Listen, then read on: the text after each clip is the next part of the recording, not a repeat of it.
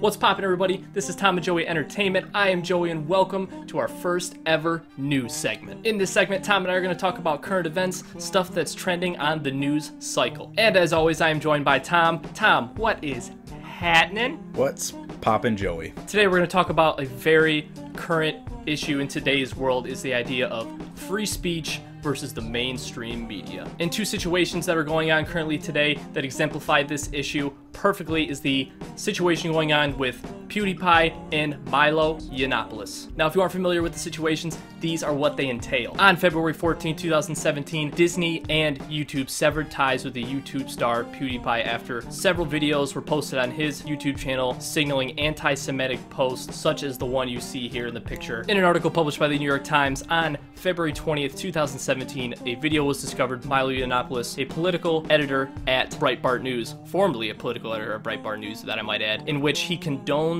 sexual relations with boys as young as 13 and laughs off the seriousness of pedophilia by Roman Catholic priests. So there you have it. There are the two situations that we are going to be talking about in the idea of free speech versus the mainstream media. So Tom, just initially, what are your initial thoughts on this? I mean, when you look at the situation with PewDiePie, it's a little bit unique just because you have a traditional mainstream news source that's reputable, without a doubt, is just full-blown attacking the character of PewDiePie. I can't say that I've ever been a fan of his YouTube channel. I really haven't been. He's not my personal taste of comedy, and I think that in his response video, he explains it perfectly what he meant by it, and I just feel like the journalists are giving him no credit for the steps that he took and the apologies he issued, and they're just completely outright looking for clickbait to help their newspaper just generate basic views. You can kind of see it because in PewDiePie's response video, he talks about, you know, I'm not a professional comedian. I'm not someone that does this for a living. I'm still learning through the kinks. And you can see any comedian, ask any comedian, interview any comedian. They all say stuff that comes across the way that they don't want to. They learn from it and they adapt, which is exactly what he did. But he issued a public statement, and he also said that he understands why they could be taken a different way, and he apologized for it, which I think was exactly what you would expect and exactly what you would want.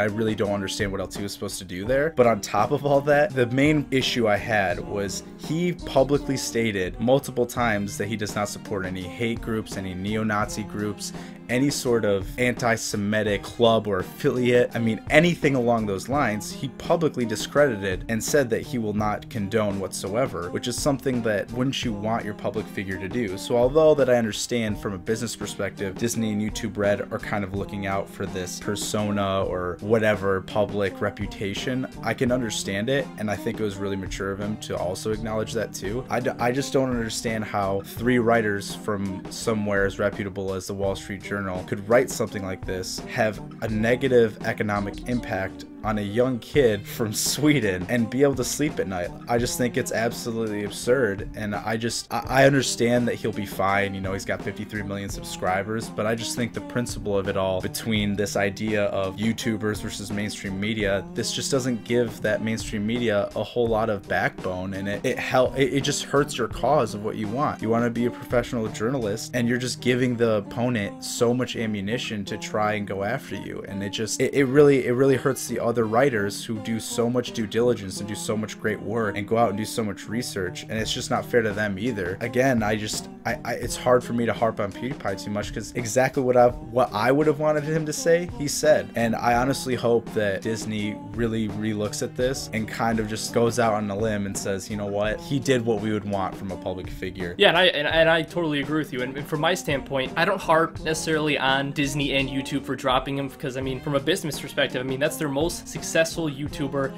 He generates the most viewership of the YouTube platform, and he's really the symbol of the YouTube platform when you think about it, because when everyone thinks of YouTube and YouTubers in general, they think of PewDiePie. So it's a gigantic business decision that they had to make, and I'm not going to hate on them for it because, I mean, it's, for example, you wouldn't see like a show like South Park on ABC Family if his content doesn't align with their views and their values per se as a business. I totally don't blame them for severing ties, although what I do blame is, like you were talking about with the journalist and the Wall Street Journal article, labels such as racist, anti-Semitic. By no means do I think that PewDiePie is an anti-Semitic or a racist. He is is just a simple comedian. I mean, you watch Family Guy, you watch South Park, you watch any of these high-profile comedic shows, and they all have darker sense of humor jokes that are instilled into them. And maybe it's just me that I have a decent sense of humor, that I don't take a lot of offense to a lot of things, so maybe I don't see this as big a deal. Who knows that if people never even brought it up or made it a huge deal about PewDiePie's videos, that Disney or YouTube would have even done anything. So maybe it was one of those cases where Disney and YouTube got notice from people, got complaints, got obviously a bunch of complaints since he has 53 million subscribers and millions of people are watching his videos on the daily. Maybe they got the complaints and then they felt like their hands were tied in a sort of way. So necessarily from that perspective, I don't blame the companies for dropping him, because that's their personal decision, and I have no business judging them or trying to influence their decision when it comes to whether they reinstate him or not, or whether they keep him on. But I do have a problem with people labeling him as a racist or an anti-Semitic in such a way, because he's just trying to make comedy, and he's just being a comedian, and all comedians do this. Not all comedians have clean jokes. There wouldn't be comedy without non-clean jokes. Without pushing the limit. You gotta push the limit. You gotta push the envelope. Like, he's doing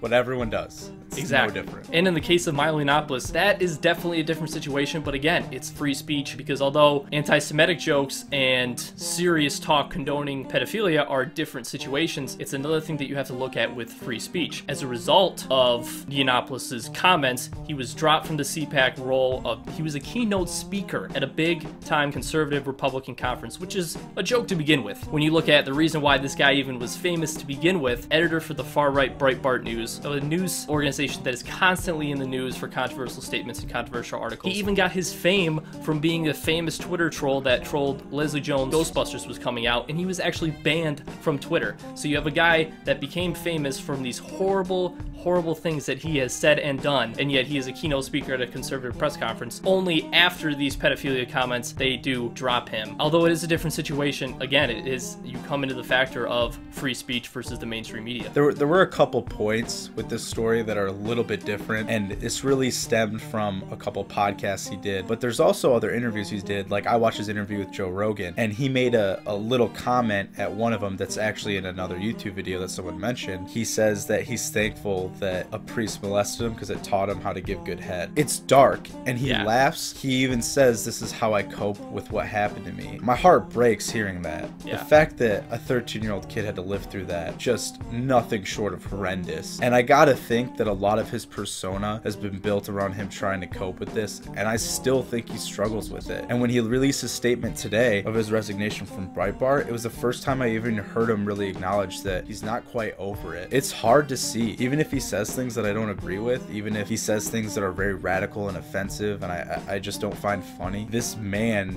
dealt with something that I would hope that no one would ever had to deal with, and he still had success. Whether it's controversial or not is kind of irrelevant, in the sense that he was able to put himself together somewhat. So I do feel for him there, and it's I don't want to flack on him too hard, because if he is struggling, I do hope he gets help. I hope that he one day can finally put this behind him if it's possible. I just have a problem with him getting too obsessed in the podcast, for instance, with the definitions of, oh, are you a pedophile if they're sexually developed or not? Like, those types of distinctions to me are just so irrelevant. Shouldn't you just know that anyone under 18, if you're 29 and anyone's under 18, like, that's disgusting. Like, that's just, there's no other word other than that's just gross and awful. When he gets in this kind of gray area where they're asking him, like, oh, well, what if they're 27? What if they're 29? He caught himself saying the wrong thing, and I think when he looked back on it, he realized he messed up. He's basically built his brand around saying the wrong thing and people lifting him up and supporting him, but finally that base was like, hold on a second, what did you just say? And I think when he looked back, he looked at it and said, wow, I can't believe I said that. I can see where people are coming from. But again, as his apology, he still rips on the left for portraying him as one thing or another, and I'm just, you said the words, like,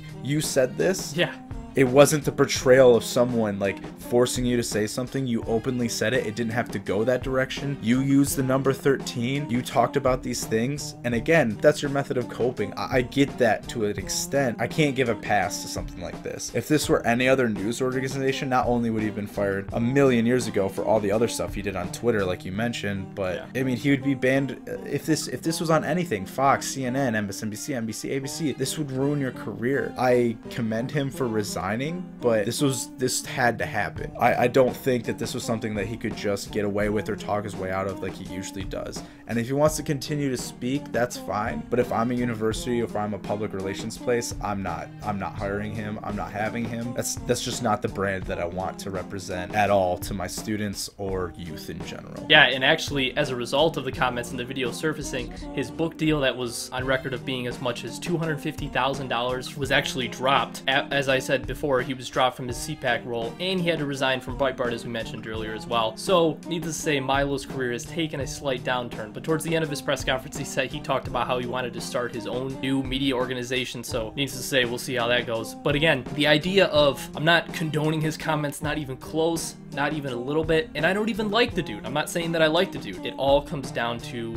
free speech and being able to say whatever you feel that you want to say. As much as it might offend some people, as it might be uncomfortable to most people, as I feel like these comments would be uncomfortable to almost everyone except maybe him. Again, it's the idea of free speech, and that I don't harp on him for saying that. I harp on him for thinking those things. I am all about 100% backing free speech over anything. And I mean, I think we're just in an interesting time where is the line? Is there something that free speech shouldn't qualify for? Because technically speaking, like, if you go to a building and yell fire, that's technically an offense that you will be fined for. And although that's not the same type of analogy, it just goes to say that there's certain things that you say that have consequences. So I think, although I'm 100% supportive of all free speech, protests, any sort of that thing, I do think that people need to understand that just because you have free speech doesn't mean that there can't be consequences for it. You can't control what people are offended by, and you can't control how people react to stuff. Yeah, I couldn't agree more. And especially with PewDiePie's situation, you ask any comedian ever, and if you ask him, are you worried about offending some people with your jokes? I'm